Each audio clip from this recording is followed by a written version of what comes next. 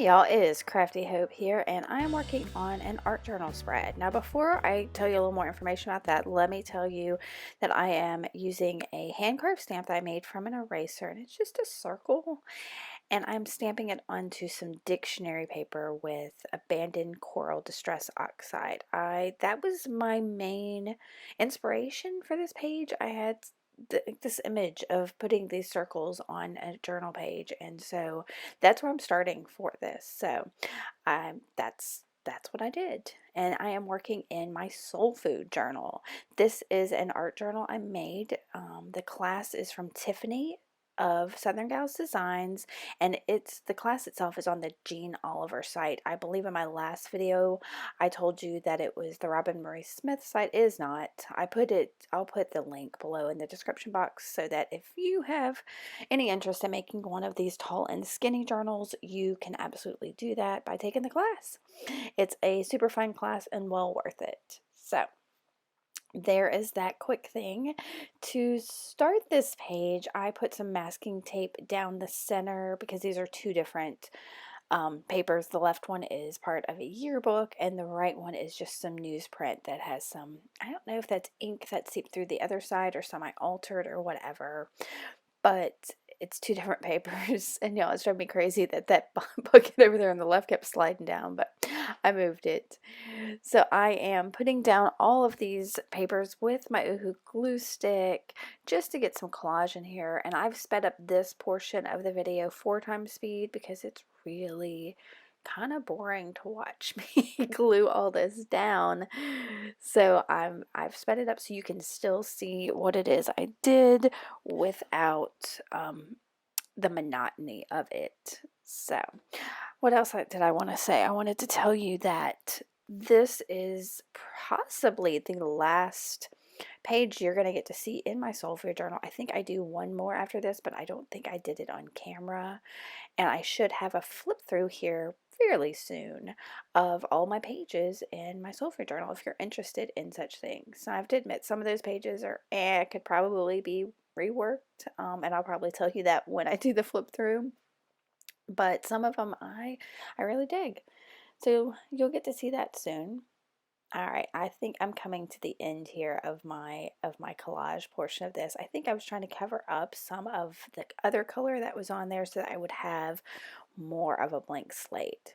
So I'm coming in with a little bit of Liquitex Basic Gesso just to kind of make all of that collage cohesive, to make it bring it all together a little bit more. And as you can see, I just dripped that straight onto the page, and I'm using a fat kind of flat paintbrush just to, I don't know, just to move it around a little bit and get it on there. And I'm not going to cover, I don't think I'm covering up everything on here, but I really, just where the seams of each of those collage papers met, I want to make sure I get over that so that it just feels more like one piece and not a bunch of little pieces. Now what I'm coming in with, that is some lightweight spackling from the Dollar Tree. I happened to find that when I was in one day in the hardware section. I thought, I wonder if I can put that in my art journal. I do. It's really lightweight. It's almost is too lightweight. It's lighter almost than molding paste, and I was having a hard time getting it to stick to the page really. So it doesn't add a whole lot really to the page, but I may try it again later with some other method. So it was fun to just add it on here with my palette knife and kind of just see what it does. You see, I'm kind of being a little meticulous with it. I was feeling it out a little bit, kind of like I said, this is sped up 2x speed, and I'm moving like molasses in January. Just putting it down and trying to decide if it was adding anything to the page, I don't know, if it really was what I wanted on here. So I'm going to dry all this. It may have worked better too if I dried that gesso a little bit. So I dry this up, and then I've got a gelato, and that is in like a metallic peach, I believe, but it matched that abandoned coral. So I kind of wanted to make sure I brought that coral color into the page somewhere. So I'm using the gelato and just making some super loopy scribbly marks, and then I'm going to grab my paintbrush and wet it really, really well and let all of that kind of bleed a little bit. If you've seen some of my other videos, I often do this with a Stabilo, and I love those scribbly lines that are kind of drippy and awesome. Yeah, it's my jam. So I'm going to put that down there and use my finger a little bit to blend it a little bit more, because that's the thing about gelatos is they are absolutely creamy. I don't use them often, but meh. All right, so I knew I wanted to use a yellow. I pulled out that one and it was completely dried. So I kind of shuffled that off to the side. And what I end up pulling out, I believe, is my DecoArt Americana paint in golden straw. That's exactly what it is. And it's a yellow, but not like super bright yellow. And as always, I'm going to have a little bit of trouble getting paint out because, I don't know, I just have that problem. And instead of using a paintbrush or anything, I'm just going straight in with my finger and that golden straw color, and I'm moving it in. You see, I'm putting it up against where some of that coral is and letting the wetness of that kind of blend with, and there was my problem with getting it out. It's that whole tip was clogged. So I worked my way down to that, and there I'm blending in that with that peachy color, which I think ends up working out really beautifully. I don't know, I like blending colors together, and it didn't blend so that it like became a new color in the middle, but it blended enough that those colors just kind of moved from one into another, and I absolutely dig that. So next thing I'm going to do, I think I'm grabbing a water-soluble graphite. Yep, pencil. This is not the Lyra one, which is the nice one. This is one from the Dollar Tree that I have not been able to find since I got that. So I will link below to the Lyra ones on Amazon. I am doing the Amazon Associate Program, so if you buy anything while you're in there, I might receive a little bit of a compensation, and I have to tell you that. So I've told you that. But the Lyra, I know a lot of artists that swear by them. So, and this works, I think, similarly. So I did some more of that scribbly, wet it down again. That I think it helped darken up the page a little. I had so much brightness and lightness going on there that I needed a little darkening. So I have pulled back out my little stamped images, and all I'm doing here is I don't even know what pen that is, but it's just a black pen, and I am going around the inside of those images to help highlight the brightness, I guess, inside of it a little bit and give it some separation from those circles. And that's kind of what I was wanting to do. And then I'm going to just take a pair of scissors and real quick cut around each of these circles. Now I have kept this in here for you for some crazy reason, but I want to show how easy it is to cut these around. And I wanted also, in doing this, I didn't want to cut up right on the edge of the circles. I wanted a little bit of the blank page showing that same whiteness that's on the inside of the circle. I wanted it on the outside. I don't know why, y'all. This was something, it was my motivation for this page. It was something that came to me and I had to try it. So this is the art journal page where I tried it. So it takes just a few a few minutes to cut each of these out. I hope this isn't too painful for you to watch. All right, once I got those, I am back in my journal. And I'm going to lay out my circles there just to kind of make sure I had enough of them and it was what I wanted. And you see, I'm thinking about it for a minute. And it doesn't matter where I put them here because I'm going to end up gluing them down somewhere else. You know, I think about these things too long, like it's going to make some kind of huge difference if I try to plan it out ahead.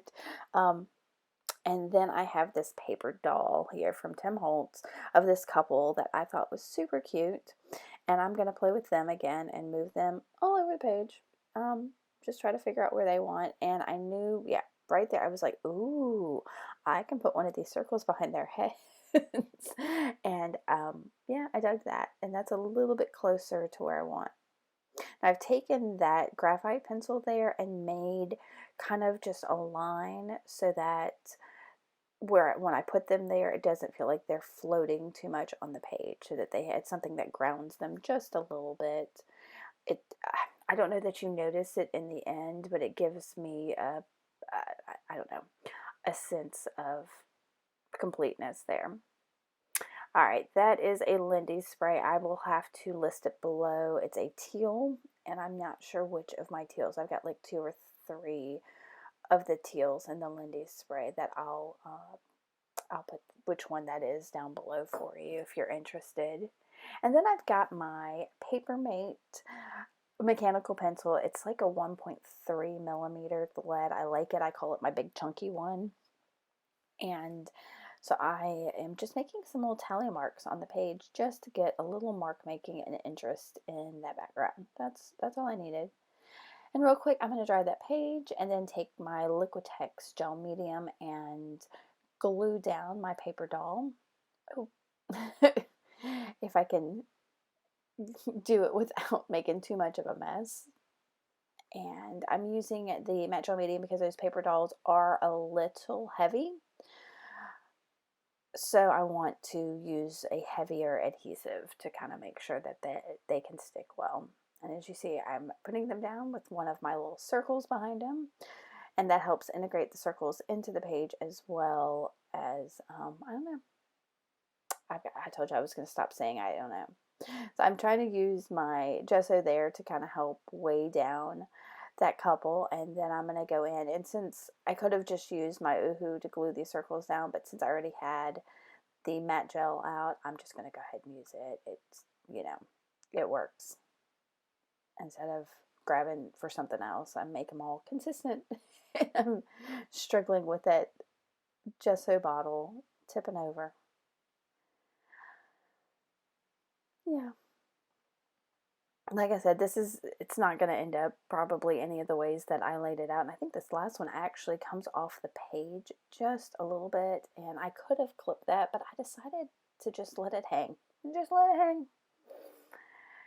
And then I'm going to secure my couple just a little bit more, and then I'm going to go looking for a phrase, because I have to, art journal pages don't feel done to me without some kind of sentiment. And I think what I'm going to end up using is, I have some words I typed up on my computer and printed out, and just things that meant something to me. So that's what I'm going to end up pulling out there.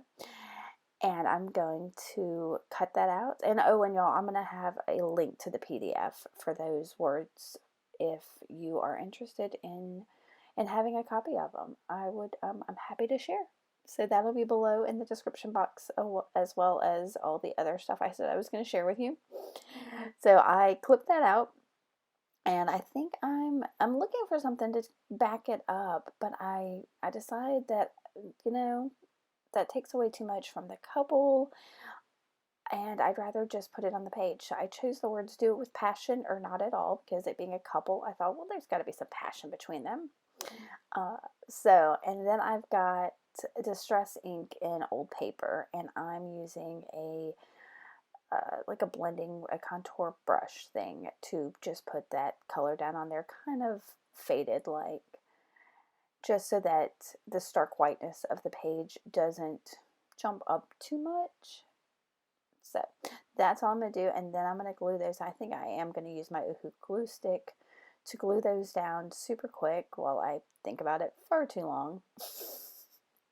And then I'm going to go around both the words and the couple with probably my Stabilo all pencil. I'll have to see here in just a second, because I know I go around it, but I can't remember if it was my black Stabilo or my brown. We're going to see here, because I'm looking for it. I'm sure it's what I'm doing. It's my black one. So I'm going to go around the couple, around my words, and I'm going to wet that so that they all pop a little bit more. And I believe that's going to be it for this page. That's, yeah, I'm going to give you some better looks at it here at the end, so that, yeah, you can get some of those details. And if you have any questions, make sure to let me know. If you have any comments, do that too. Make sure to give me a thumbs up and hit that subscribe button, y'all. I would really appreciate it. All right, y'all, keep on crafting on. Bye.